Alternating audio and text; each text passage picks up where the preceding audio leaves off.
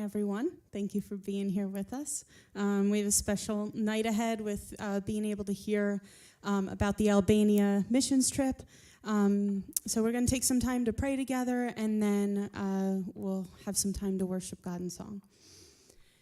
Heavenly Father, God, we thank you for who you are, Lord, and for all that you do for us, God. Lord, we thank you for the great works that you're doing all around the world, Lord, and even here in our town, Lord, that I just pray that we would look for the opportunities, Lord, where you would use us to spread your truth and your love with everyone we know, God. We just pray that tonight you would just uplift our hearts, Lord, and remind us of who you are and all you've done for us, God. We love you, and we praise you in your name. Amen.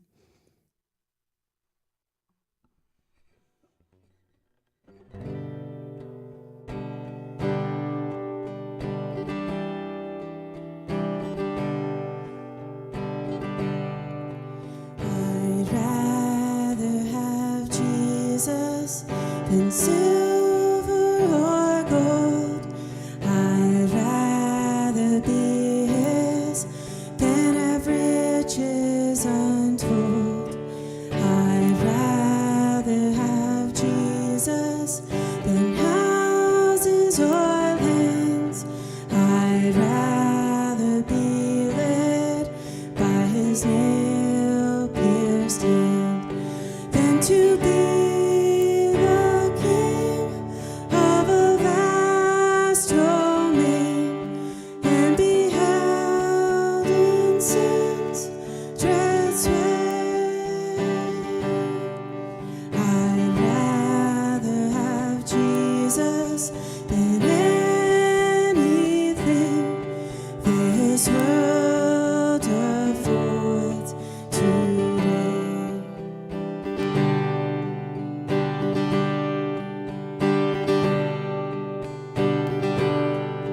I'd rather have Jesus than man's applause. I'd rather be faithful to his dear cause. I'd rather have Jesus than worldwide fame. I'd rather be true to his holy name than to be the king of a vast domain and be held in sin's dread sway. I'd rather have Jesus than anything this world affords today.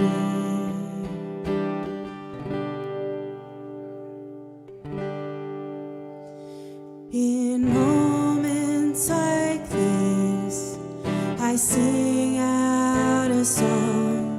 I sing out a love song to Jesus. In moments like this, I lift up my hands. I lift up my hands to the Lord, singing, I love you, Lord. Singing, I love you, Lord. Singing, I love you, Lord. I love you. In moments like this, I sing out a song. I sing out a love song to Jesus. In moments like this, I lift up my hands. I lift up my hands to the Lord, singing, I love you, Lord. Singing, I love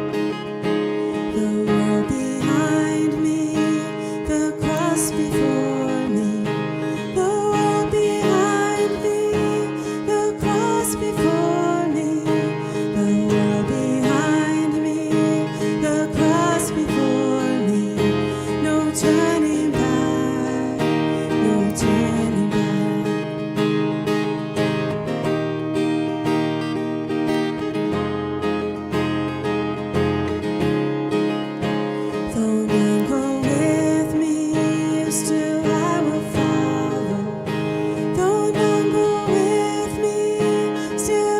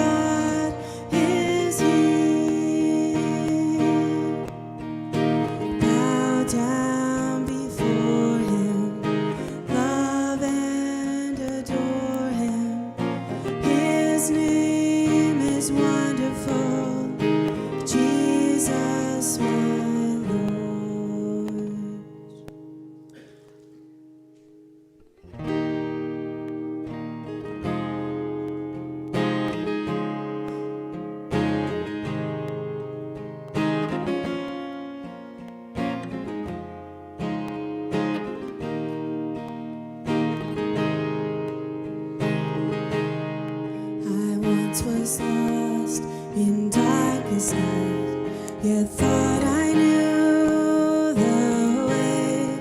The sin that promised joy and life had led me to the grave. I had no hope that you would unravel to your will, and if you had not loved me first, I would refuse to stand.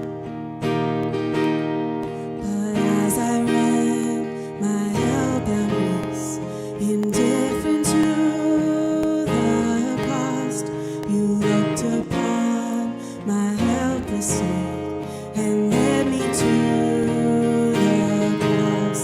And I beheld God's love displayed. You suffered in my place. You bore the wrath reserved for me. Now all I know is grace. Hallelujah. All I have is Christ.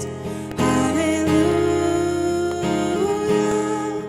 Jesus is my life.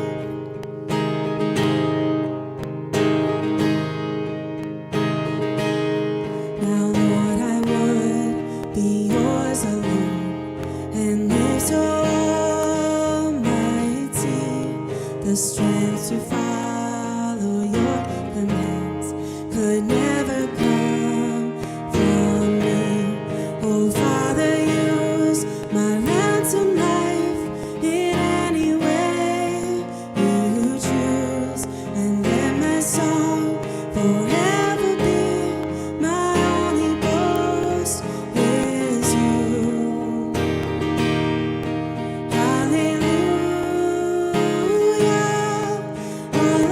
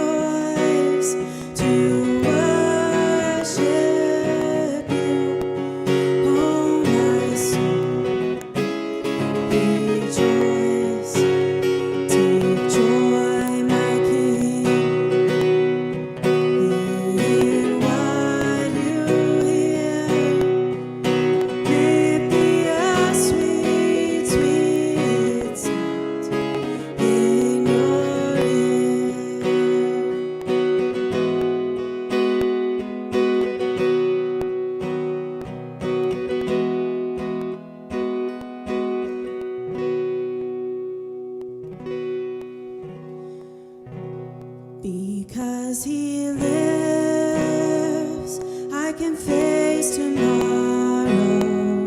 Because he lives, all fear is gone. Because I know, oh, he holds the future. And life is worth a living just because he lives. Because he lives, I can face tomorrow. Because he lives, all fear is gone. Because I know, oh, he holds the future. And life is worth a living just because he lives. Heavenly Father, God, we thank you so much for just being here with us tonight, God. I just pray you would bless this time, just basking in all that you have done on the trip to Albania, Lord. And God, I just pray you would continue to do a mighty work there, Lord. Be with Plator, be with the others, Lord, who are ministering, that you would just give them all that they need, Lord, to continue on in the great work, Lord. We love you and praise you in your name. Amen. Go ahead and grab coffee, and they'll be up soon.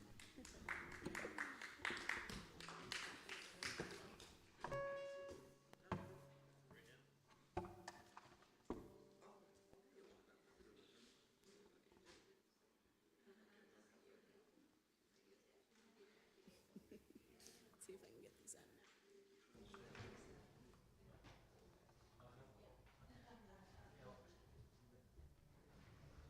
All right, good evening, everybody. You guys hear me?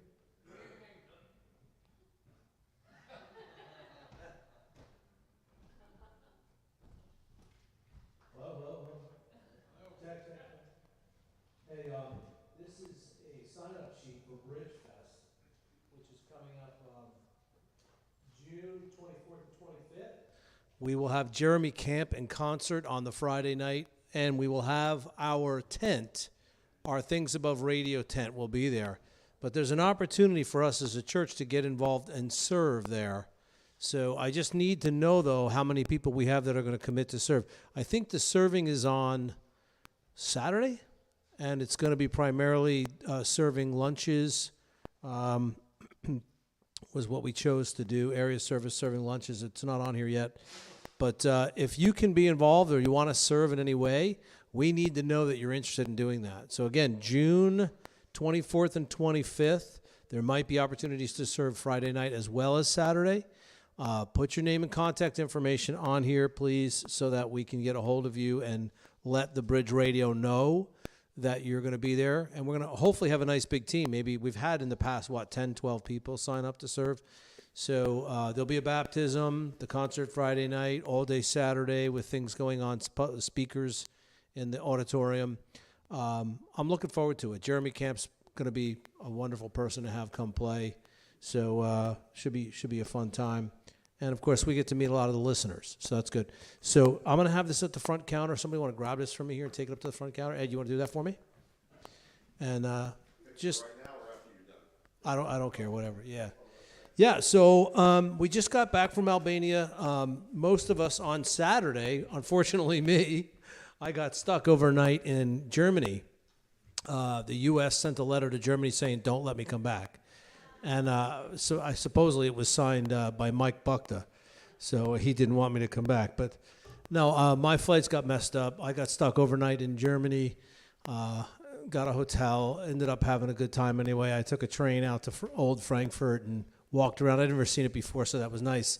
But it seems as though things are going really, really well in Albania. So tonight I'm really hoping, unlike what our normally Wednesday night might be like, a time of Bible study and questions and answers with our time in Nehemiah, which we need to get back to Nehemiah. But I really wanted to give the team an opportunity to share what they saw. So let me just bring you up to speed on the latest major events over there, give you a picture as to what's going on, and then I'm going to bring the team up and give them each an opportunity to share their particular, something that they remember most, from their point of view. Kyle, for example, very much with the kids, getting involved with the kids and pouring into them. I can't wait for him to tell you the one story about the young girl that he met with the mom on. That was really cool. So Hands of Providence Albania is a foundation that was established 2.5 years ago to try to separate all of the ministries under Pastor Plator in Korça, outside Korça, Albania. And the reason for that was they were particularly vulnerable. And by the way, if you're watching online, when I have the question and answer time, you can just text in either on the church's main phone number or on my phone number any questions you have or comments. So they were particularly vulnerable because they were under all the properties that Plator has acquired and raised money to buy to use for ministry, which is quite a few now, were under other foundations. And the leadership of those foundations was not exactly doing things the right way. In fact, it's gotten to the point where there's been some major issues that have forced some of those leaders now out of the ministry completely, moral failures and things like that. And so, my cousin Michael, who's actually watching online right now, hey buddy, and Pastor Plator and Bill over there, they all set out to get this separate foundation. So we now, when we send donations over to the ministry, we know that 100% of those donations go to what we send them for, whereas before we couldn't guarantee that. So let me explain a little bit about the umbrella that is Hands of Providence and the ministries that fall underneath of that and how they work. So in Albania, the way the government is set up, you can't just have a church. You have to have a registered nonprofit foundation with the government that the church falls under that umbrella. So it can't be a church with other ministries under the church. It has to be a foundation. And so different setup, different rules, but the overarching entity is Hands of Providence, and under that is 3 churches now. The third, which is the newest one, is Sovian, and the building is almost done. It should be done probably September is most likely. It's a possibility we could actually be there for the grand opening of that particular building. A young pastor who's newly married with a little child named what is his name? I wasn't thinking of the son's name. I was thinking of Gano, Pastor Gano. How old is Gano? What is he, 26, 27? Young guy, walking with the Lord, serving the Lord. He's going to be the pastor of this church. He's going to be the main preacher there. And our good friend Jen Seal is probably going to be the one leading worship there. Jen Seal is a reporter for Euronews. He produces some of the most watched stories in all Albania on Euronews. So he's another young guy. This ministry is filled with young people in their 20s who are serving the Lord with their lives there. It's just remarkable. And that's not normal for anywhere in the world, much less Albania. So God's doing something really unique there. And so you have this new church that's about to start. That'll be the 3rd church. The other 2 churches, Libonique, which is the oldest and the biggest one, and then Molic. Molic is a sort of a Muslim town, very heavily Muslim influenced. And the church there, they own a building that was built during the Russian occupation era. So it's an old stone or brick building that they're renovating in the process. There's a lot of work to be done yet on that property and some opportunities there. I got the chance to preach the Sunday we were there, both in Libonique and Molic, and it's kind of awkward because, I'm preaching in English, Plator is translating.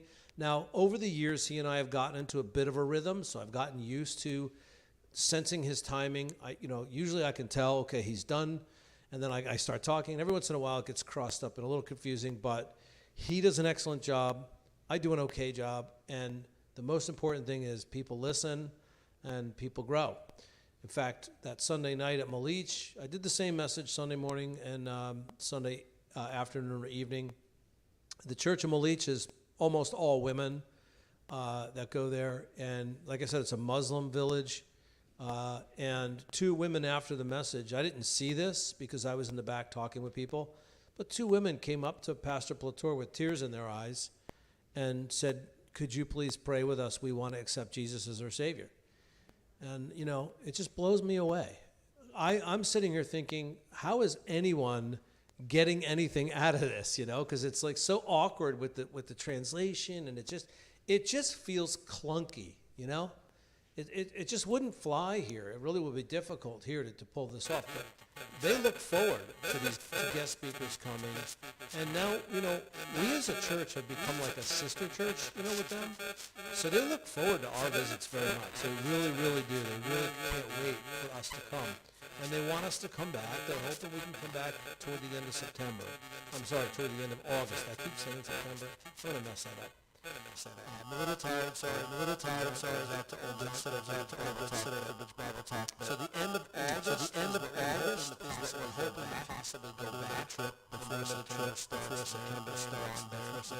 Before September. Because Step of Faith has a trip going on September 5th.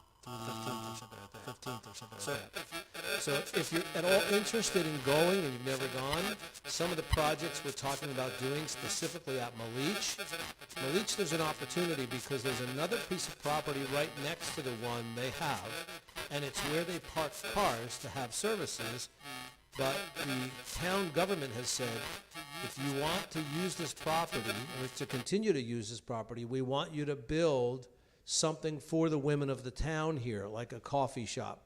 In certain villages in Albania, if you have a cafe or a coffee shop, they have lots of them everywhere, they're pretty much dominated by the men, which I kind of like, to be honest, but I don't know. I mean, I guess the women need something too. So the town has said to Plator, if you build a coffee shop or a tea, you know, for something for women to do, where they can come and sit and have conversations and have coffee and tea, you know, we'll let you use the property. Well, he hasn't been doing that because he didn't want to build a whole new building. So he hasn't been doing that. And now supposedly the mosque is talking about doing it right next to him. So I said to him, you need to go talk with the mayor, and you need to tell him that you will build everything they're asking, but you want to do it on your property, which is right next door, and you want to use that property for parking. But they have to guarantee that they will not let anybody else use this parking area. And if he's able to do that, he can clean that property up a little bit and make it a little nicer and have a lot more of the property to use there. So put that, you know, in your prayer closet, please. Pray for that. But Malich, definitely there's opportunities. Also, the second floor, last year we paid for a steel staircase to be built and hung on the side of the building. So now you can access the upper floors in the building, and that still has yet to be built out. We want to do sort of like a B&B up there, so missions teams can come and stay up there, have a place to stay, which would be a great thing. And you know what's shocking to me is how much improvement there has been in the infrastructure of Albania in just the 4 or 4.5 or whatever years it's been since I've gone. Sidewalks and curbs and nice streets and roads and lights on the roads at night. The amount of change in such a short period of time is overwhelming. It's really, you drive through Libonik and Malich, and it looks really nice. The streets look beautiful. They're great. You know, the houses, of course, some of the apartment buildings and stuff are really run down. Some of them are beautiful, you know, so you might not notice, some of the needs as much when you drive through those towns. But if you go out into the villages and the farmland, places like Drithas and Rambets and other places that are out in the middle of the farmlands, you will see really, really impoverished villages where they're predominantly Muslim. If there's, you know, I don't think there's any Christians in some of these villages at all. They're all Muslim or not practicing anything at all. And they're starting to do ministry now with the kids there. Now, how they do children's ministry or outreach ministry in these villages is they find a local building that's not being used. It might be an old cafe, it might be an old storefront, and they rent it. And usually the cost is anywhere from $75 to $100 per month, which is pretty inexpensive. Now, to walk in these places, you wouldn't be very impressed. The inside of these places look like it'd be someplace you'd put your lawnmower or your lawn maintenance equipment. But they're large spaces, and they're out of the sun, and in the wintertime they can put some heat on in there. And they pick a day of the week, and they bring their team out, and the team brings a Bible lesson, an activity, games, and Mario brings his guitar, and they sing songs and pray. So they're teaching these kids to be Christians, and these Muslim parents are sending these kids enthusiastically, which is mind-boggling, to these events. And so Christianity is just being welcomed there because they're really hungry. They are truly hungry to know more about God. And so the window is wide open. And you might say, how is that possible if it's a Muslim country? Well, the brand of Islam in Albania isn't exactly what we think of. In fact, I think one of the things that most people who go over there for the first time would tell you is it's nothing like I thought it would be. People who go over there say that it's nothing like I had a complete. That's what Dr. Dan said, who, by the way, will not be able to be here tonight. But he said I had a completely different idea of what it was going to be like. That's what he said to me when he was over there. So please, think about it in the future about going. And so you have these little villages. They're little out in farm communities with kids that are just, hungering for this relationship with these college-age kids who come and do songs and games and lessons and teach them how to pray. It's amazing. It really is. So that's another facet of the ministry is the outreaches to the villages. And then, of course, you have the day center. The day center is a house that they rent in a village called Sovian, which is where the church that they're building is almost done. And the house that they're renting, they use exclusively for street kids. And the street kids were kids that were formerly not going to school, and they were living either in a grandparent's house or an aunt or an uncle's house, or they only had one parent who doesn't work, who couldn't afford clothing or the books it costs to go to school. And so these kids are wandering the streets all day, anywhere from little ones to, 10, 12-year-olds. And so these kids had nothing to do during the day. And so the ministry is this. We get these kids in school. We'll pay for their clothes. We'll pay for their books. They'll come to us. They check in with us every day, and they're each assigned, different age groups are assigned a time slot. And so they get a break from school, and they come, and they and while they're there at the day center, they're fed a hot meal. It's made sure that they're in good health and that they're bathed and everything. If they need help with their homework, they can get help with their homework there, and they get to play. And then after school is over, a whole bunch of them descend on the day center. And that's 5 days a week, which requires typically 3 ladies to be on staff there every day. A typical staff member, an employee, costs anywhere from $200 to $600, depending on what they do or what their skills are per month. So that's what you get paid over there in labor costs. So it's not, they don't make a whole lot of money, but then again, it gives us the opportunity to really build the ministry because we can put a lot of people to work. So and they're able to survive on that there because the cost of living is a lot lower. So that would be the day center, and then the other ministry, the final ministry that they have under the umbrella of the Hands of Providence would be what they call the residential house, which we would call an orphanage. And what is there, 6 or 7 boys now with the new 2 boys? Is there 7 now? 7.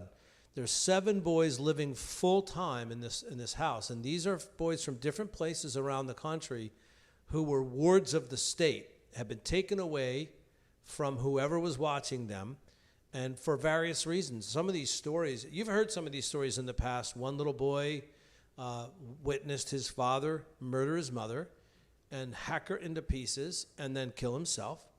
And so he was obviously a ward of the state. Another little boy was chained up like a dog and was drugged to sleep all day so that his mother could do prostitution to make money and these sorts of things.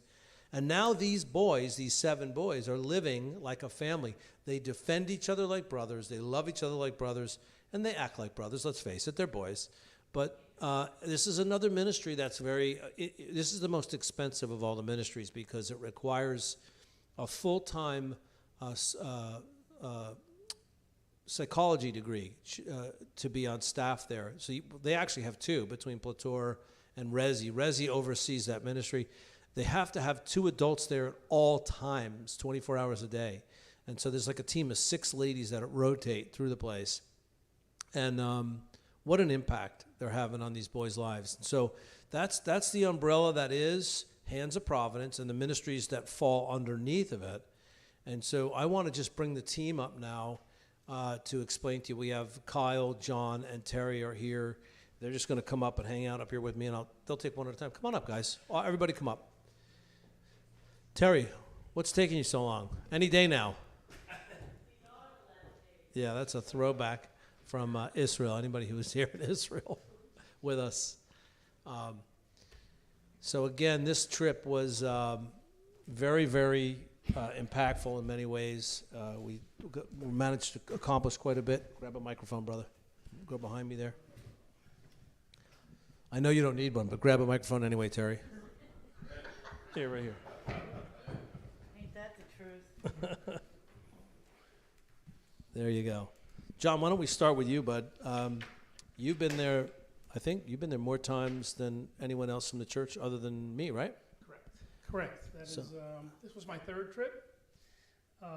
So for me, it's A little closer to your mouth. There you go. seeing some of my relationships with the people over there. They're starting to grow. I'm feeling more comfortable. And then I've noticed some of the people over there as well. I've seen what they're doing in the church, some of the things that are going on, and they seem to be opening up more too. Yeah, it truly is a blessing. And to see the kids, to see the residential house, and just the enthusiasm in the church. I mean, the love of the Lord that these kids have is it's mind-blowing to me. When you see kids in their 20s, and I'm not talking like, 4 or 5. I mean, I don't know, there's probably 15 of them or something, 20 of them running around that serve.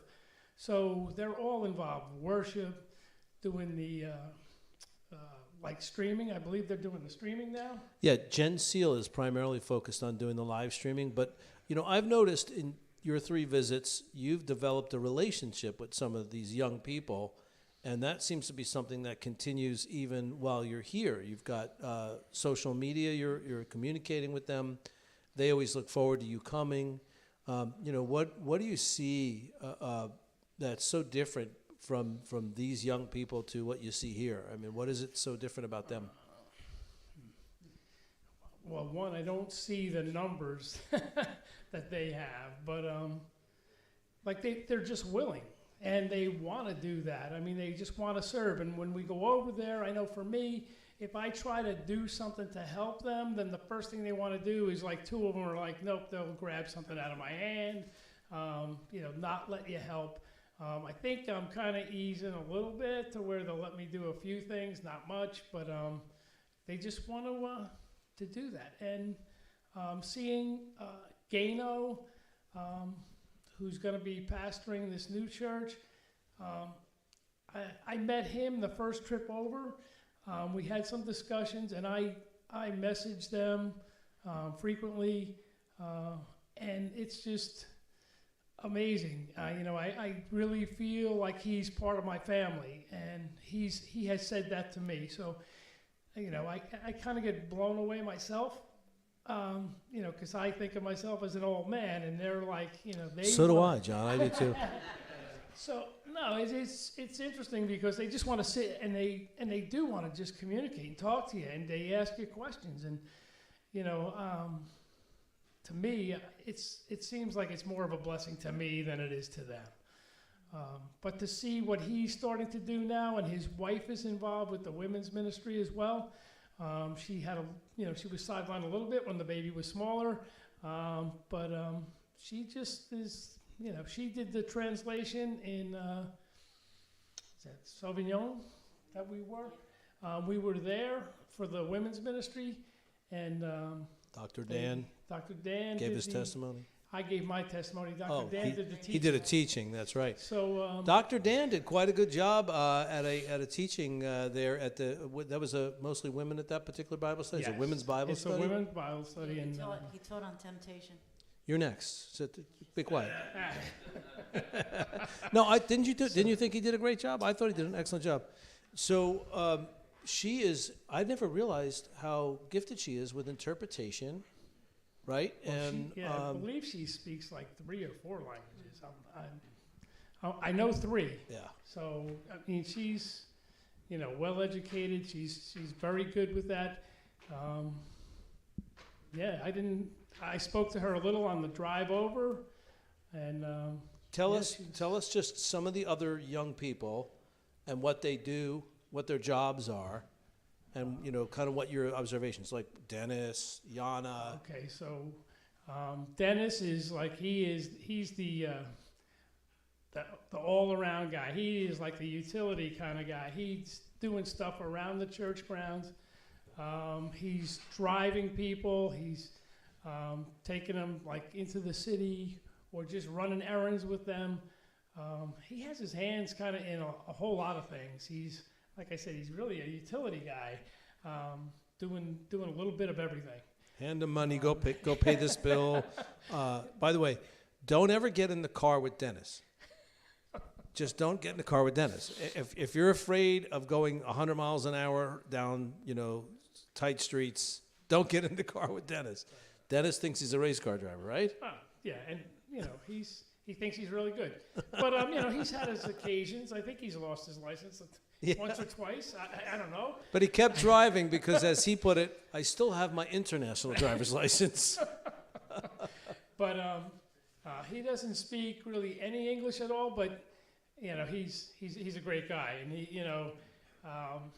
he's starting to pick up like a few things. Like he just says hello to you or whatever. And it's, to me, for him that's growing. I mean, come on, just think about our English language, how tough it is to learn that. So, for them, and I have noticed a few more people over there that have picked up a few things. Mario, who leads their worship, he's an awesome singer, and he's the guy that goes to the other church as well in the evening. I don't, not too many of the other people go over, maybe 1 or 2, but as far as the worship team, he's the worship team when we go to Malich. So really, he's starting, I think he's a guy that's starting to open up. He's been a little friendlier with me, which is kind of hard to understand, but I mean, and then if I couldn't communicate with him, I use the like a Google Translate or something and type something out. A couple of words of encouragement. God just had me just type something out to him because I believe he is such a good worship leader. And Talented guitar player, Yeah, and incredible voice, a lot of talent there on that Yeah. word. You have Leo. Yana, Christina. Oh no, wait. What's the little girl's name? What's her name that sings? Good luck with that. Abigail. Abigail. Abigail. She just turned 18, so she's still in high school and is there. So I mean, This is a girl who's what? I think she's 4'11", Yeah, yeah. and on her best day. on her best Pushing it, day, yeah, pushing on it. her tippy toes, and you cannot wipe that smile off this girl's face. She is smiling. She's a beautiful girl, constantly smiling. She's amazing. How about tell us who Christina is? Christina is she's running the church, really. Okay, so She's like an administrator. towards the pastor, but she kind of runs the church. It seems like. No, she does all the administrative stuff, make sure things are in order. Plator goes to her, make sure everything is like she's taking care of payroll stuff and all kinds of things like that. I mean, she's kind of the glue, I would say. Yeah. So she does a lot of that. Let me give you a break for a second. Sure. I want to turn to Terry. I want Terry now to represent some of the adult ladies and, mostly ladies that work full-time for the church, starting with Rezi, and then some of the ladies, Dita, and some of the other ladies, and your relationship with them, Clara, and tell us what they do, each one of them, and, what things that you see going on in their lives. Well, starting with Resi. A little closer. There you go. Perfect. Resi. She's a beautiful woman. She leads the residential home. She takes care of the boys. She brings them to school. She brings them home. She brings them to soccer. She brings them home. She brings them to church. She brings them home. She also does skits and all at church with them.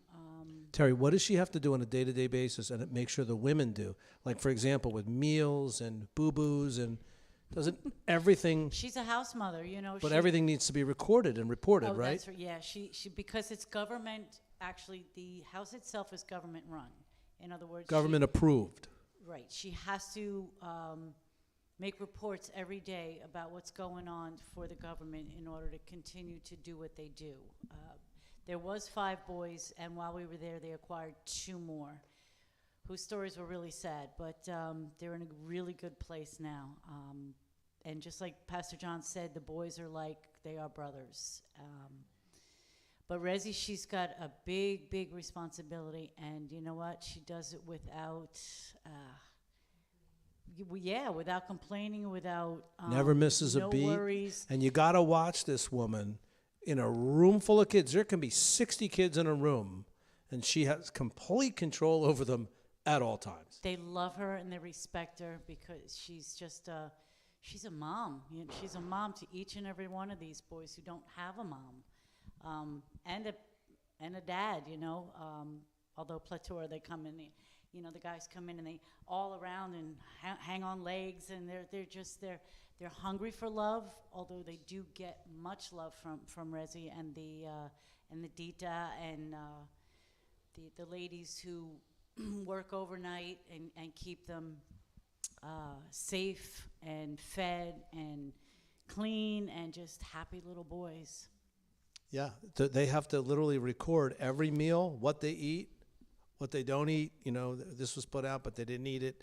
Like the detail is They crazy. have to keep it 48 hours. They have to keep every meal 48 hours, at least a portion of it, because they don't know when they're going to be inspected to see what these children are eating. They're not allowed to have plasticware. Everything's got to be like glasses, real glass plates, nothing plastic. They're not allowed. Napkins are pretty much cloth napkins, so there's a lot of laundry. And The government standard that they have to meet is so high, and It is. they're just doing an incredible job. And like I said, Resi's got the psychology degree, so she meets that particular need Yeah, as she well. does. What about her team? Do you know some of those ladies too? Yeah, I do. I just don't remember their names. Yeah. I mean, Albania, they try to teach me, ask Kyle, they try to teach me just to say thank you and water, and every time I just mess it up. I can't even, it's my second time there, and it's like, I'm 60 years old now, my mind is just, but we still communicate. But This just in from Michael Durante watching online. oh, hi, Mike. Plator told me an hour ago they now have 8 kids. Really? A new boy? So Okay. there you go. So now we got 8. Now we got 8. That's wonderful. 8 is enough. Go ahead, keep going. But Resi was explaining to me their schedules. Now Resi's there all the time. Well, she goes home at night, and sometimes she takes Thomas because Thomas and her own son are like best friends. And with this young man, if his parents or his mom doesn't see him, I think within a 6-month period, I think she said, then he could be put up for adoption. But she doesn't want him to be put up for adoption. So I asked her, I said, well, Resi, why don't you adopt him? And she looked, and it was like the thought had never passed her mind. So she goes, that's a thought. So that would be great since her son's like best friends with them. But anyway, the way the schedule is for the ladies to stay, it's like 3 days during the day, 2 days overnight, and then I think they get 2 days off. And that's pretty much how it's a 24-hour guardian always on property. And I know 2 of them plus Resi. Dita, Resi, and I can't remember her name. Day said this- center. You have The day center, yeah. you have Clara. No, oh, that's the day center, right? I'm thinking residential. Right. So at the day center, Clara, another Dita, and who's the one who was the Ariola. Areola, Yeah. that's it. And these ladies, they're beautiful. Little Dita kept telling me, don't go, don't go, don't go. You can't go, you can't. I said, talk to Pastor John. She goes, where is he? Where is he? But she is softened. She's Pastor John likes to say she's a lot like me, or I'm a lot like her, because kind of look crusty on the outside, like mean and Tough. everything. But we're marshmallows on the inside. And the love that she has for the children is unbelievable. And she's the one who feeds them, and she the dinner, lunch and dinner when they stay. And it's just beautiful watching these ladies with the children. And the children are just awesome. I saw quite a few of them that I saw last year when I was there, and you never realize how fast children grow until you're absent.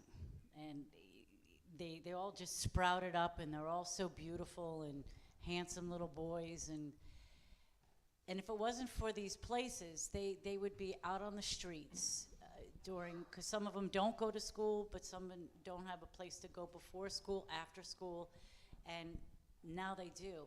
And there could be anywhere from 20 to 30 children 35. at any given time. Got a question from Bob watching up in Shark River. How is Mario and his brothers? This is the house that we completely renovated for them. The roof was caving in, and we raised the $12,000 to take a house that was really about to be condemned and make it almost like a brand new house. The team did not get to see Mario. Plator and I got to see Mario at a restaurant where he works. He now has a part-time job there where he's able to pay the electric bills and put food on the table and all that for him and one of the brothers. The other two younger brothers are still staying with the imam right now, and they're trying to get them back. When they get a little older, hopefully they'll move back into the house. So, but they're doing great. Mario was so happy to see us, and he was just big smile on his face, and he's doing good. We really wanted to get over there to see the house, and Mario said, just come. You guys can come anytime. I'd love to show you the house. We didn't have time, to be honest with you. Kyle, you seem to connect in an emotional way and in a way of like vision as well as you watch these kids and you see these kids and from one trip to the next you see the changes going on in their lives. Overall, what would you say the difference that the ministry makes in these kids' lives? What would their lives be like without the ministry? Well, I'll start off by saying that the day center, when it first started, there were 8 kids that would attend and 1 was going to school. Now that there are 35 kids attending and 34 of them go to school. These were kids that were wandering the streets during the day. Some of them wouldn't have meals for 5 days in a row, any food at all. Some of them still don't. Yeah, and the day center feeds them. Yeah, it's there's a lot that they gain from it, and one thing I was very blessed, and one of my favorite parts of the trip was I got to go in the station wagon with Cressy, a gentleman there at the day center that teaches math. Ride with him in his car to pick up the kids in the different villages. So you can imagine this, early 2000s BMW station wagon pulling around into these villages with kids climbing on top of their fences and waiting in these dirt roads to get picked up. Some just getting home from school, running inside their house, throwing their bag, like I used to do when I was a kid to go out and play with my friends. Run in the house, throw my backpack in, and then go right back outside. So they have that type of enthusiasm when they're picked up. But it would be one station wagon with like 12 kids in the back seat at one time. We're bouncing up and down on these roads. Excuse me, and just a few different. What I kind of gained from that experience is sometimes I need visual. to be able to really get. The Lord has me really trying to understand the 360-degree view of these kids' lives, not just the time they're in the day center and what they get there, but what is home life like? Like, what are the other responsibilities that they have outside of? Can you put Day that center. in the context of one particular girl who I really want you to share that story? Without crying this soon? I'll do my best. Okay. I got the two of them, so. So introduce us to her and Sure. her age and the Sure. problem she faces. Yeah, so two of them, I'll leave names out because I've gotten pretty close to these girls, and I'm actually, I'll go on with the story from there, but I'll leave their names out for the sake of, trying to keep confidential with them because they're really they and their family are really trusting me with a lot of information. So, one girl, the first one, she moved recently in the last couple of years. She's 10, but she's the size of probably any 14-year-old girl you can think of. She moved to the village with her mother to take care of her mother-in-law, who was very sick. The father is out in Greece, and as is the most of the case, the fathers are out in Greece, and whether they come home or not, or whether the money comes home or not, is a case-by-case basis. So the mother is left trying to find a way to make money in some what is believed to be very unsavory circumstances. And the daughter, outside of going to school and being tutored for extra English classes, is originally from the larger city and is forced to try to figure out how to farm at 10 with no help whatsoever. So this girl is probably one of the smartest, most caring in the day center. These two girls. Lord's really had two of them on my heart even since the last time, all the way through. So Spirit kind of started in me to be able to meet the mother with the team from the day center for coffee one day, and the mother agreed. So anything that happens in Albania happens over coffee. That's a rule. It's why I like Albania so much. And when we walked in with this woman's mother and this girl's mother and the day center team, there was a group of probably about 16, maybe a little bit less than that, 12 women in the town that were sitting at a table already. And as soon as we were walking in, there were a bunch of eyes just shooting to us like, what is she doing there? So in order to make her comfortable, we kind of got a seat towards the back of the cafe, and quite literally behind me the whole time, literally and figuratively behind me the whole time, was these guys sitting at another table without us planning it. But that was kind of cool and gave me a good jolt. But just developed a relationship in talking with the mother. She had been going to the church for about 3-4 weeks. I asked her if she ever asked Jesus to be her Savior, and she said she had, which was a shock to everyone who was sitting at the table. Now, whether those were words and indeed, that's not for me to say, but that is awesome to hear, and it is a blessing because this will lead to her daughter praying with her every day, which she said her daughter said she was going to do, which, as a child being saved with parents, that push really gets on parents, if you've ever experienced that. So, Kyle, what was the biggest thing, the biggest reason for that meeting? There was something really that was just like... I had to tell the mother that the Spirit's been telling me that I have to protect her daughter. That was the exact words I used, and that was the exact feeling I had. So I explained to the mother exactly what the daughter does at the day center from what I experienced the 2 trips. The fact that when we brought over a bunch of clothes, and thank you to everyone who helped with that,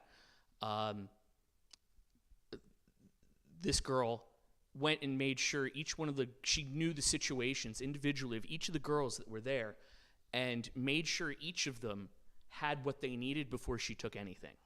And this is somebody in dire circumstances. I mean, telling me in English, no, this one needs 5 pairs of socks. Give her 5 pairs of socks. I go, waiting till everything is done. She took what she could off of it and left from there. But gave each one of these examples and just also how well she's learning English and things like that. So I told the mother, I go, I understand the immediate needs that you have, but your daughter is someone very special, and you need to get her into a better school. The way the schooling works in Albania, it's actually the opposite of what there's a lot of cases in the U.S. The public schools are better in the larger areas, in the more populated areas, and not as good in the less populated areas. So the way Malic works is there's a town of Malic, and then there's they also refer to the area south of Korça as Malic. So when you go to the school that they're in Lubonik, it's actually a smaller school than the Malic school, which covers the whole region. So the mother had been thinking about getting her into the Malic school, which would have been better education and higher. And she said the conversation that the five of us had, she's convinced that she needs to put her daughter into the better school. So that was the main impetus of one of the things that the Lord had me on is for this girl specifically, try to get her and keep her in school and in the best education possible, which is a very strange thing in Albania for a lot of women. Wasn't there a 12-year-old girl also? Don't. 8:20? What time are we ending? This is my buddy. So what's the problem with a 12-year-old girl from a poor Muslim village? Well, she's gypsy. So Drithas is about 50% gypsy, 50% Muslim. Okay. Traditionally, gypsy girls get sent off at 12 for arranged marriages and start having kids at about 13 or 14. This one girl, both of us had that weird kind of connection that if with all the kids in the crowd, she would always be looking for me and I would always be looking for her. Just completely spirit-led. It's been, she gave me a bracelet that I tied to my rearview mirror. So like that type of closeness. She turns 12 on the 24th. And the mother doesn't want her to leave the day center, but her mother is out working, while as is the trend, the father is over in Greece doing whatever he wants to do, and not sending anything home. She, amongst the chores that she has, is taking and milking 8 cows, sometimes bringing them from the fields back and forth every day before school, as well as a lot of other chores at home. She lives with her 2 grandparents who are very traditionally gypsy with facial coverings and things like that. And the grandparents want her to move away to another village to get married. Platora told me, I didn't really understand what he was saying, but somehow there's a financial benefit to marrying off the 12-year-old. There's something to the tune of $20 a month U.S., equivalent to $20 a month U.S. Yeah, so that's part of it, and for them, I mean, even in Drithas, $20 a month isn't a whole lot of money. Even in Drithas, yes, but still, it's something. I mean, right. They get paid maybe $150 a month. About. Yeah. About. So I did not get a chance to meet and talk to her mother, and that was something I was praying very heavily on, but with her work that didn't work. But So there's a good chance that I won't see her again. And it's not something that sits easily with me. This is a girl that has a very good hold on the English language for her age, is going to that school in Malich.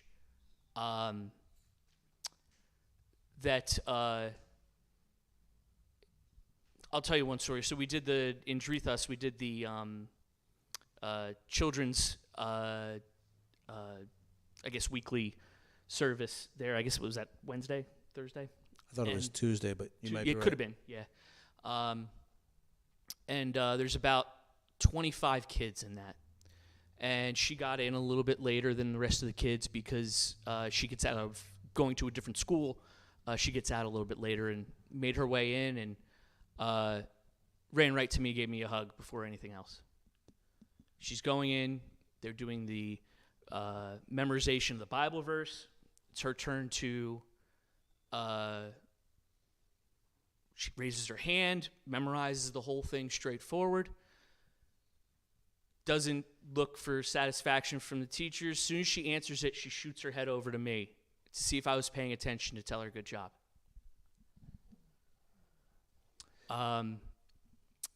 Games later, she came in second in musical chairs. She gets done, runs over, shakes the hand, and gives a hug to the person that beat her, saying good job, and then runs over, shows me the 2 pieces of candy she won, and gives me a hug. Let's take a break from that for a second. Thank you. Yeah, because we don't have enough tissues for you. John, what, in terms of JSCC, our significance, our importance, our effect over there, what would you say, top 5 or top 4, whatever? What do we do that's really makes a difference for them?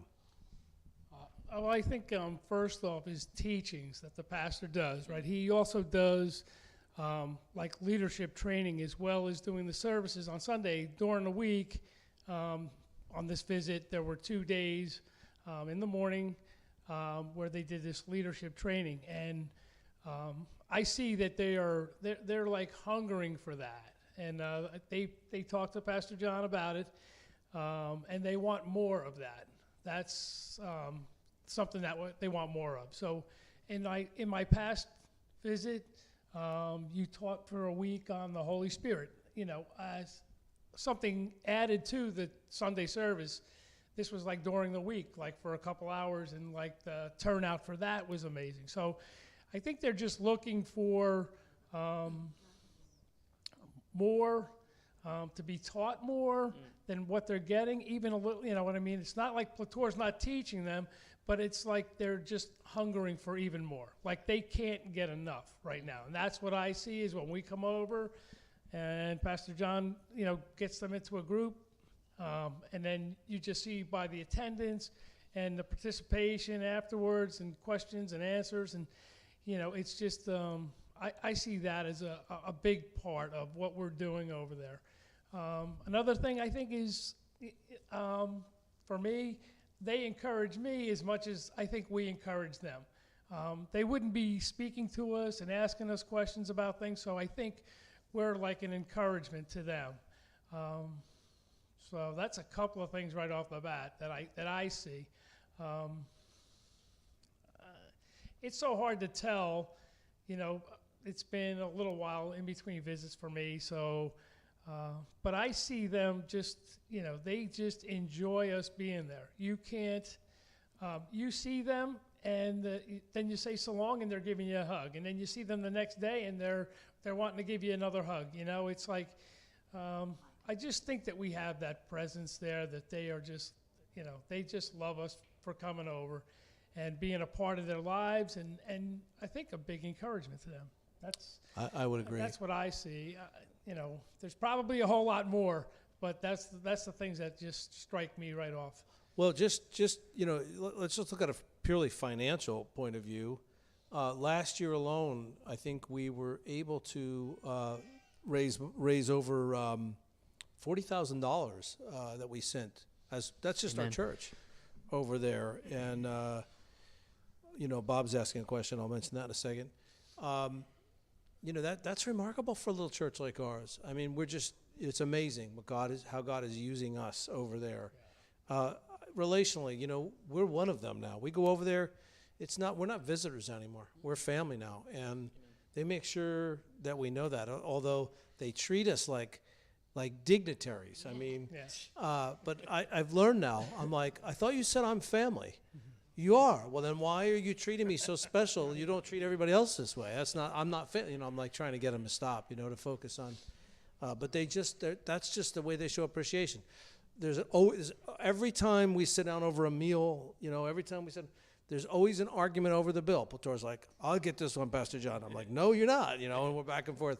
Finally, one day I just said to him, it doesn't matter because all the money I brought with me, I'm just leaving it with you anyway. So you want to pay the bill, you go ahead and pay it.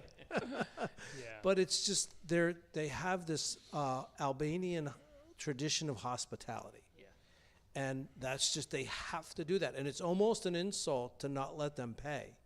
So it's like you're kind of worried sometimes. You don't want to, suggest where you go to dinner. Now, keep in mind, 5 of us on our missions team, and there's always at least 1, 2, 3 of them.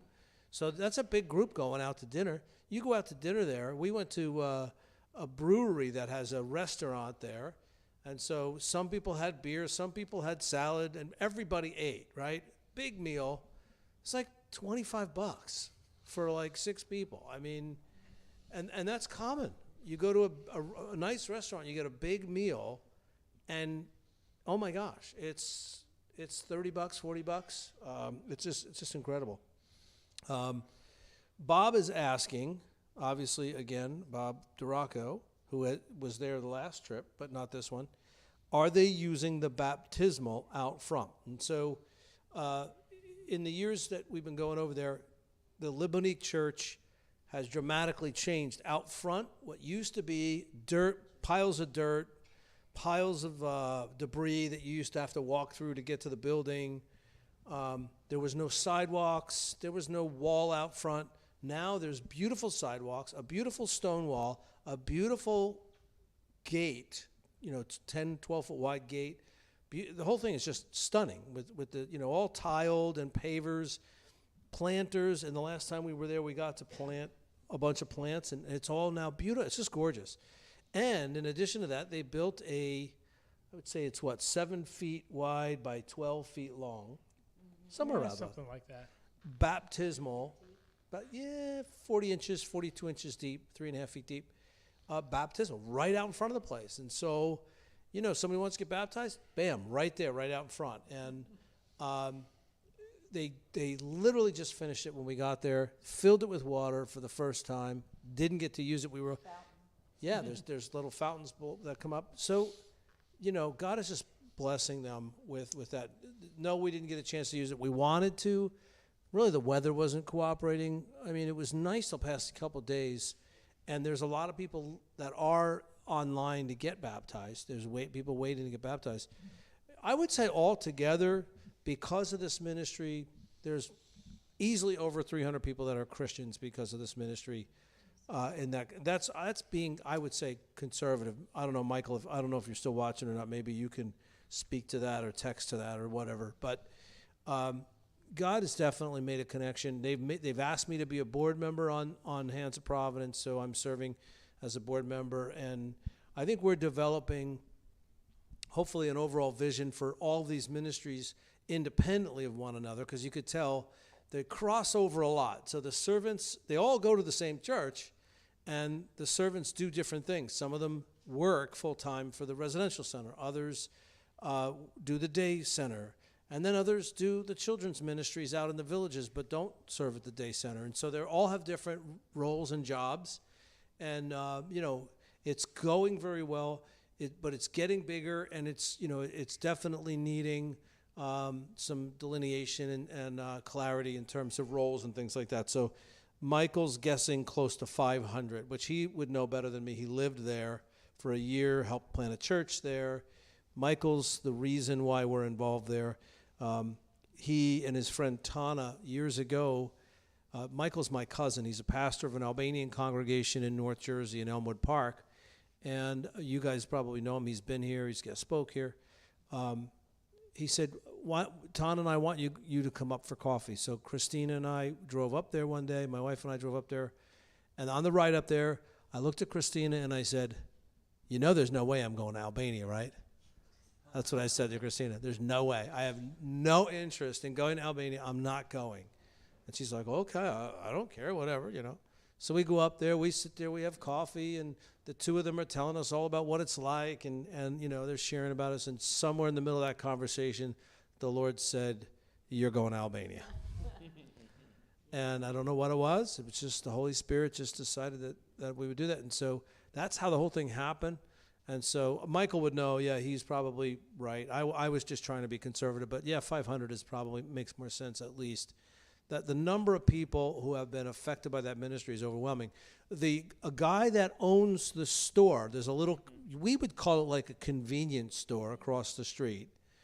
His wife goes to the church. She's usually at every service, except we didn't get to see her until the second to last day because her mom recently passed away. So she's in mourning and hasn't been going out much. And she came out to see us at the store.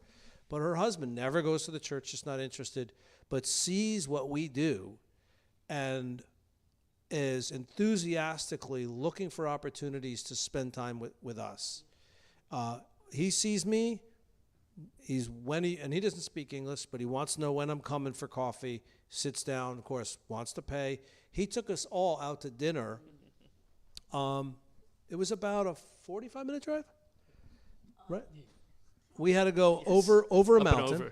Yeah, we had to go over a mountain and to the other side, and then through this valley. There's this enormous lake, elevated lake in the middle of these mountains. Postcard, the whole thing. I mean, you can imagine. Now, one side, just really, I don't know, several hundred yards away, the base of the mountain was a border of Greece. If you would have walked up that mountain, you would have been in Greece. The other side of the lake was Macedonia. So 3 countries converged right at this lake. And we're sitting there at this restaurant, which if you don't know where it is, there's no way you're finding it. It's a little hotel restaurant. No. You can't see it from the road. It's miles through windy roads. And how to find it, I don't know. But he knew where it was. He wanted to bring us there. It's famous for this particular fish that grows in the lake. And so they put out this massive spread. And his name is Valley. Wouldn't take a dime. Anything we need, he gets it for us. He and Plator, during the shutdown, when there was no food for anyone, the two of them combined together to get massive amounts of food. Plator funded. Valley found the resources. He begged, borrowed, and stole from resources and got as much food as he could. And the two of them distributed food like crazy. Both of them at great personal cost, you know. So they really served the community together. So again, here's another man who I think God is using us. I think this guy's, if he's not saved already, he's getting saved, Valley. I mean, he's tender-hearted. We obviously through translation, but man, we have the same heart. We have the same heart about the world, about life. We see the world through the exact same lens. Terry, you had a conversation on this trip, if I'm not mistaken, with some of the ladies. They pulled you aside or something? Oh, the young girls? Was that what it was? Yeah. Could you tell us a little bit about that? Sure. They were giving us a going away, like a picnic in the back, and it started to rain. So we're gathering up the stuff, and I got my plate and everything, and food was unbelievable.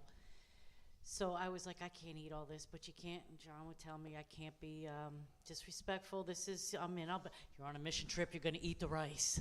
Okay. Because I do keto. Meanwhile, I'm giving it to the dogs. You know, I'm like, where you go? So anyway, I just happened to put my plate down on the windowsill outside the church, and 3 girls come up to me, and they were like, "Could we talk to you?" Sure. And they knew English really well, and one of them was having an issue with herself, her perception of herself, her self-esteem. Her sister and it was Christina's sister, and I can't remember her name. She was only 15. Not eating because she didn't want to be fat, and she was explaining some of these things to me, and I'm like, you know what? The Lord sent her right to me, and because that was me at 15, and she would tell me something, and I'd be like, okay, so you go to the mirror and you do this and you say this to yourself, and you, how do you know? How do you know? She said, and I said, because you are me. I am who you are right now. I used to be. And so they kept me there, no lie, about an hour. They cornered me. And I mean, they were in my face just asking me questions about the Lord and how he sees them and how he feels about them. And it was so easy for me to just pour into them because this young lady was me. You know, and it was like, it was the Holy Spirit that just put it in her heart. I don't remember her from last time. She remembers me. And I'm like, well, why did you come up to me? She goes, I just like your style. And I'm like, this is the style right here. And like there is no style. And she just, and I explained to her, I said, that was the Lord giving her, you know, because she's like, how do I know when the Holy Spirit's leading me? I said, because he just did. You know, and trying to explain, you don't honestly hear his voice, but it's intuitive. It's like you just know. And when you go the wrong way, suddenly you just know. And she's, well, how do I know this? And by the Lord bringing her to me, I said to her, I says, well, why did you come to me?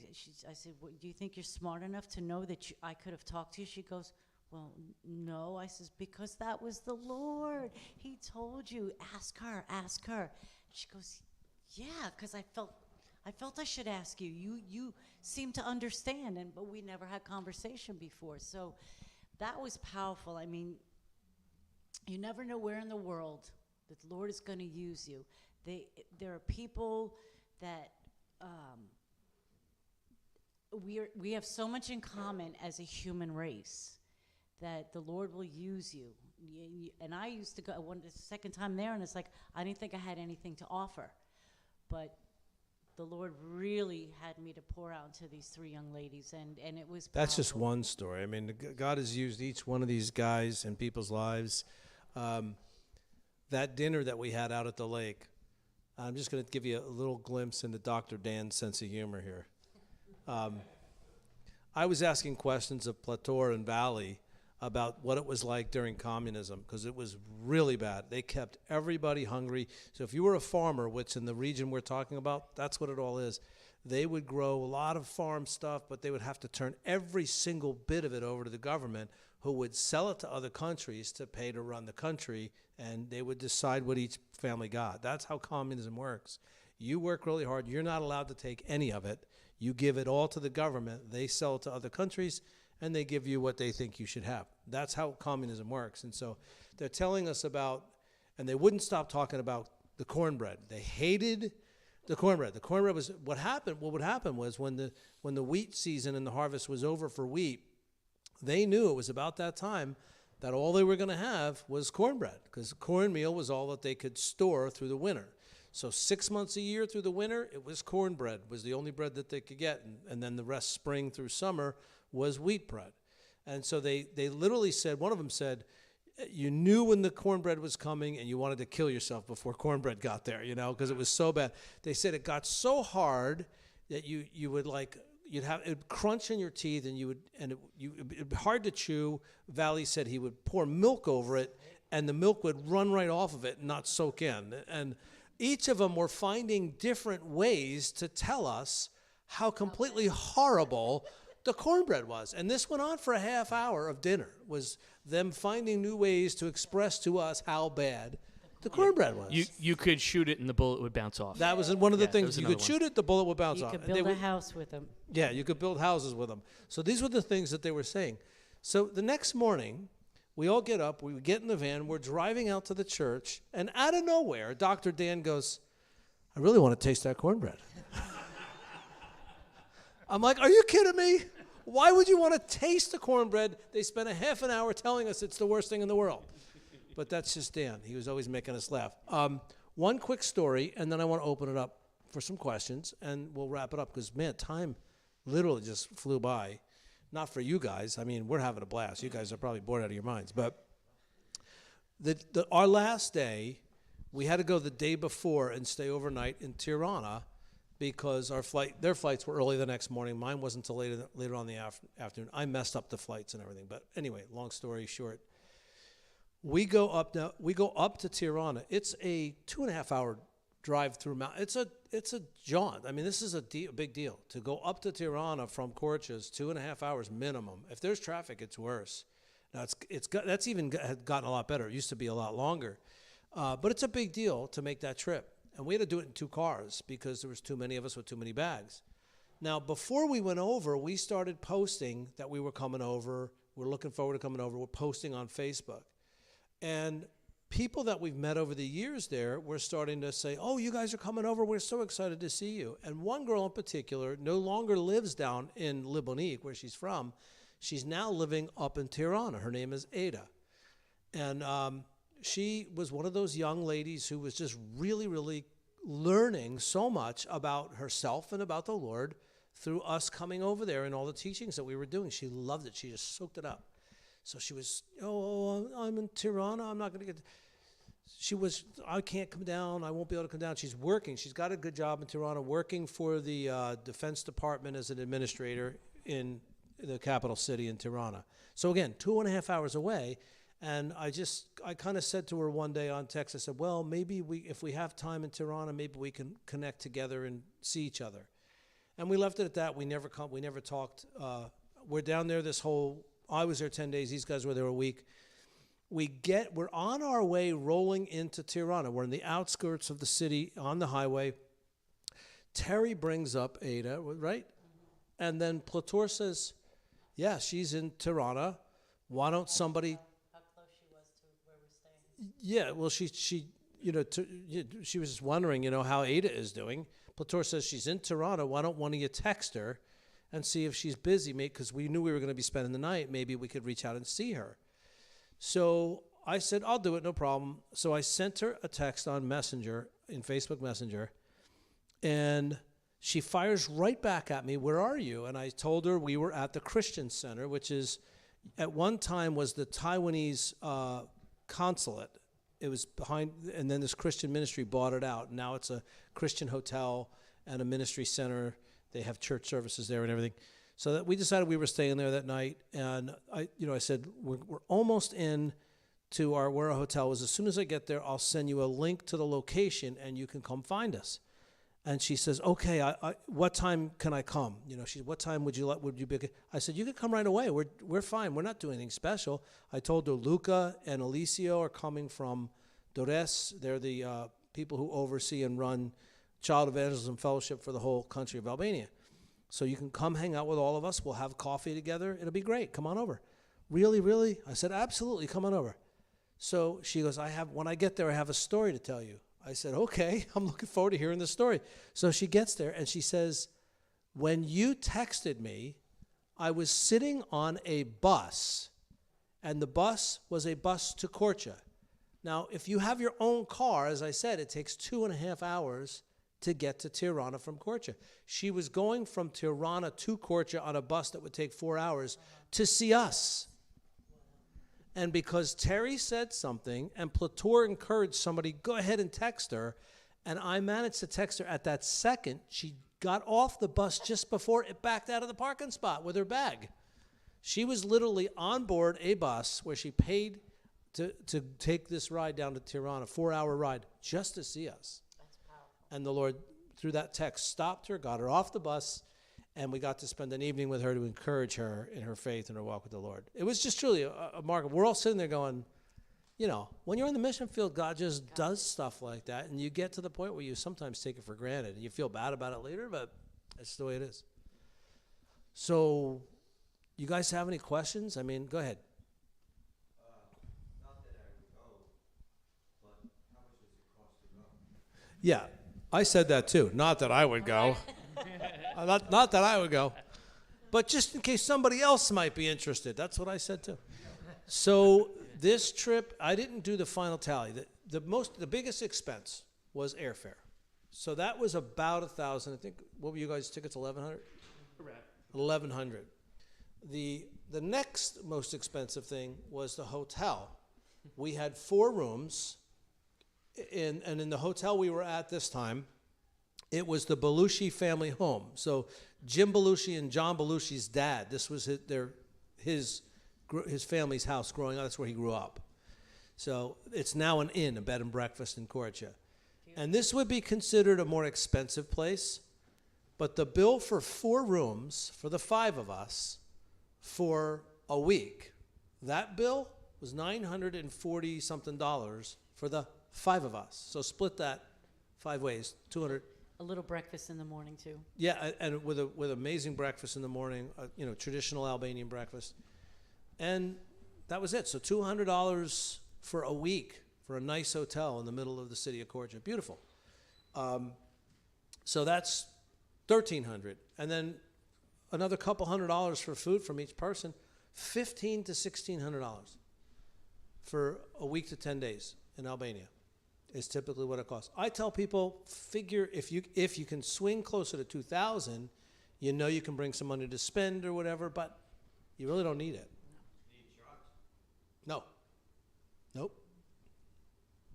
Albania is non-EU, so traveling from the U.S. to there is a lot of different, more better Yeah. rules. Yeah. Plus, there's always the Albanian way. Anything's possible in Albania. If you need a negative PCR test, you just make sure the money gets paid to the people. You never have to meet them, but it gets emailed to you, and you got your negative PCR test. I mean, stuff happens as it needs to happen. The only unfortunate thing was flying Lufthansa. You had to wear masks. It was the last day of it. It was supposed to. The next was day our was supposed to- 8.5-hour flight back. Yeah. And actually, to be honest with you, it was just the EU that said it was no longer required. Yeah. But Lufthansa is still saying they're going to require it anyway. Gotcha. Because they are an oligarch with masks. They want to make everybody do this. But we did not have, on United, there was no masks required. In Frankfurt Airport, there was no masks required. The airport, no. So it was just, for me, it was just 1 2-hour flight each, from Tirana to Frankfurt. Those 2 flights was the only time I had to wear a mask. So that was nice. Yeah. I'm rather intrigued with this open, tolerant, accepting version of Islam because I've had rather different experiences with. Thank you. Let me explain that before you continue. So you know how here, when you sometimes try to have a conversation with somebody about religion, and they say to you, "Oh, well, I'm Presbyterian, I'm Catholic, and they're telling you that because their parents told them that's what they are." That is essentially the majority of people in Albania. They're just told this is what we are. We're Albanians, so we're Muslim. So they're not going to mosque every day. It's not like they're really into it. Does that make sense?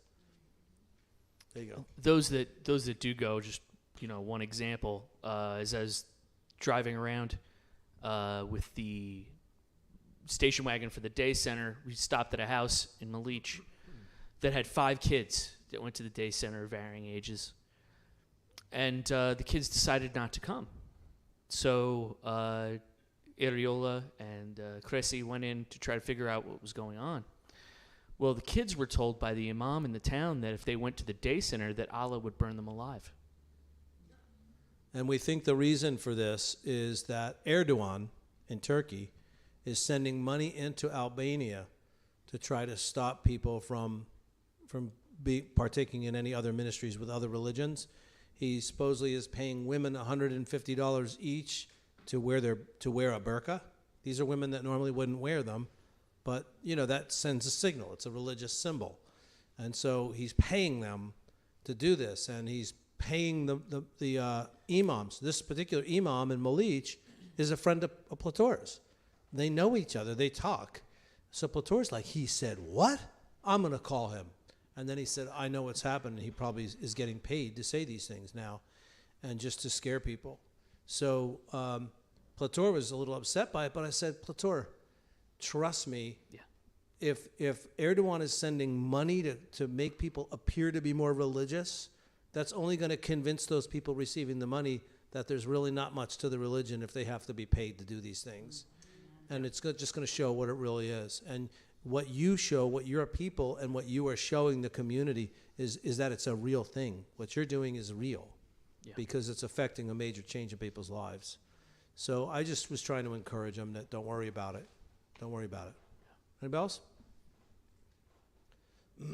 So we're looking at possibly, like I said, toward the end of August, maybe one of the things we keep talking about is a team of people that want to commit to do landscaping at the Malich Church, and maybe the ground's a beautiful area there inside, all walled in, that's overgrown.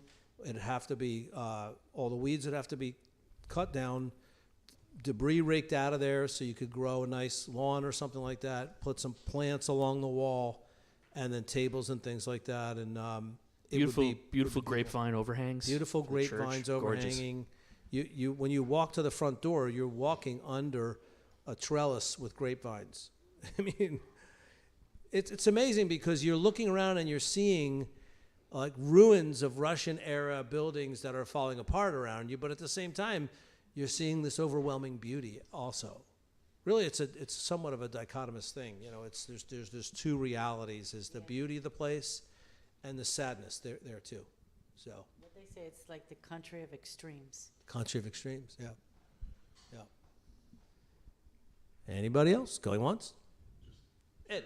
When you talk about the money, you have to convert your money to their currency, or do they accept American money happily? We do the conversion because they do trade in what they call lek, and so one U.S. dollar is 100 lek. It's a pretty easy conversion to do in your head, but in every city, almost in every village, you'll find money changers. They're everywhere, especially in Korcha. And in Korcha, they're more competitive with one another because there'll be like three of them in a row right next to each other, and you ask them what the rates are, they'll tell you. I mean, you know. So right now it's pretty favorable for the American dollar. So we're really to get a lot done easy there. So. You feel like a big shot. You have a 500 lek bill. They're like, that's only worth $5, sir. Yeah. Come on. Anybody? I got one next door. You want a 500? You want 500 lek? You could have 500 lek. I'll give it to you. Gas, just so you guys get an idea, gas there right now, diesel, $11 a gallon U.S. So for people there who now unemployment's now around 40%. That's with salaries going up from about 300, 400 lek per month to about 600 to 700. So you can do quick math. If you're making $700 a month and paying $11 a gallon for gas, where does that leave you? Theirs is by the liter, isn't it? That's with the translate. That's with the Yes and no. I mean, economic depression, but that's just been the reality. So the cost of living, they're able to get by. But with the cost of fuel, what we're seeing when we drive down the roads there is there's a lot of vehicles for sale on the sides of the road. Yeah. Yeah. John, at the risk of sounding political, and I don't want to get political. Not you. You have the. But the spirit of the people, like, you know, the disease that we have here, liberalism, whatever you want to call it, you have that over there too? The majority of them love Trump, love America, love the concept of American freedom, the concept of Americanism, democracy, freedom. All that they understand. This was a country that for 50 years, up until 1991, you were not allowed to say the name God, to carry a religious book. You were told if you got caught proselytizing or practicing religion, you were either going to be killed or put in prison for 25 years, non-commuted sentence. So they were so oppressed, and they were lied to. The line of the day, the president or the whatever he was, told everybody that the reason they needed electric fences, the reason they needed all these concrete bunkers, was because all the rest of the nations of the world desperately wanted to invade Albania because Albania had the best of everything. Everybody else was poor compared to them. Meanwhile, they were living on rations that were ridiculous. They were all skinny and hungry all the time. They were kept hungry all the time, intentionally. And they were being told that they had it better than everybody else in the whole world. They weren't allowed to go. You could go from like close, like a few villages around your area, you could go around. But if you wanted to go to another village that was kind of far away, you had to get permission. If you got caught without permission going to another village, you got put in prison. If you got caught saying something against the government, like this isn't fair, they shouldn't be doing this, your family got put into a concentration village for undisclosed till they decided to let you go back home. Plator's family got put in a village up by Vivkuch, up in the mountains, because Plator's father said something that the government was doing was not right.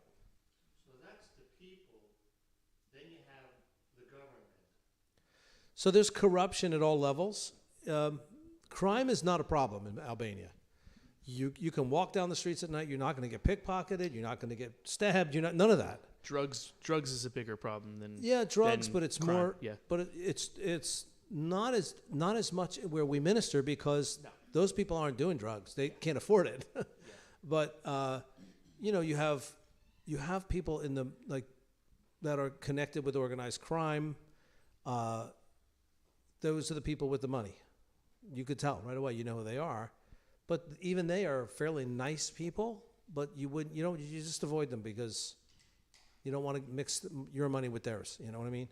So, you know what? Yeah, there's corruption in the government. There's corruption in business. But it's still 1,000 times better than what it was in communism, as far as they're concerned. So do they hope that one day the corruption will go away? Yes. But they're moving in the right direction. Tourism has become a huge industry there, and hotels and restaurants, and I mean, it's overwhelming. The place we normally stay was booked up solid. We couldn't even get in it. It's at a place called the Pazar. It was a reclaimed section of an old village that had become so dilapidated, it was used as a flea market, and people would bring their used stuff and trade, and my used stuff is better than your used stuff, so I'll trade you this for that, and or buy stuff. It was a dump. The government said, no more flea market. If any of you want to open your own business, come up with a business plan, come up with 30% of what the investment's going to cost to build it out. We'll pay the 70% and get you started. And so now that whole area, which was this old village with old architecture, cobblestone streets, is now this gorgeous place that you can only dream of creating. And it has a massively large center square area where people gather. And all the restaurants have outside seating because the temperatures, the weather there is so mild in the season. People sit outside till 11 o'clock at night and they eat meals and they, have coffee and there's all these little shops in there, hotels. It's just really charming, beautiful. I mean, what else can you say about it? It's beautiful. Can I get one more question? Of course. They're on sale today. Yeah. I wouldn't get one. The country's landlocked. I mean, unlike Italy where you have beaches, where you have... It's not landlocked. It's not landlocked. No, it has an enormous coastline on the Adriatic and the Ionian to the south. So they run right up against Greece. The heel of Italy is the dividing line. South of the heel is the Ionian, and the north is the Adriatic. And if you take the heel straight east, that's where Albania is. Yeah. You come off that straight east, it's 60 or so miles across. So That's the other tourist location, is the coast. the coastlines are drop dead gorgeous. Beaches are unbelievably beautiful. And the cost of hotels, again, cheap, more expensive than in Korcha, but still, there's a hotel on the coast in Vlora. It's called the Hotel Lira. I didn't stay there, but when you come to the hotel, you park your car on the side of the road, and you're up on a cliff, 100 and something feet above sea level. You're up on a cliff on the road. You pull off the side of the road. There's some parking spots, and there's what looks like a giant telephone booth, but really it's an elevator entrance. That's all there is. There's no hotel. You enter into that and you go down to the lobby along the side of the cliff. The entire hotel is built on the side of the cliff. So every room looks out over the Adriatic Sea with this jewel blue color water and this rim, and then there's this like garden with turtles living in it, and you think it's ridiculous, but it's so gorgeous. So that's $70 a night. If it were on the other side of the Adriatic in Italy, it would be $800 or $900 a night. It's that beautiful. I mean, it's remarkable. That's why tourism is so popular there, because you can do that. The people from all over Europe are going there for that reason. Can I elaborate one thing on Valet with the restaurant? Yeah. So that restaurant, and Pastor John's talking about the location between Northern Macedonia, Lake Prespa, and Greece. Wouldn't that be Albania. Southern Macedonia? They call it Northern. All they were calling it was Northern because, Macedonia. Because it so sticks out over Greece, yeah. I'll go with. There you go. But that land was unable to be ventured to during communism. That was all barbed wired off, and if you were found in that area, barbed wired electrified fence. If you were found in an area, you were shot on sight. So here we are, 30 years later. From the perspective of the store owner, being able to bring Americans to a land that he even wouldn't, to an area of his country that he wouldn't even been allowed to be in 30 years ago, is a real, for him, kind of real redemption to be able to do that, to pay for a meal for Americans in land that he would have been shot on sight to be in. I argued with him over a couple macchiatos, paying the bill for a couple macchiatos out in front of his store. And I'm like, Valley, I don't come here for you to buy me coffee. I love you. I appreciate this. Let me buy you coffee. No, he says, thousands I have, millions I need.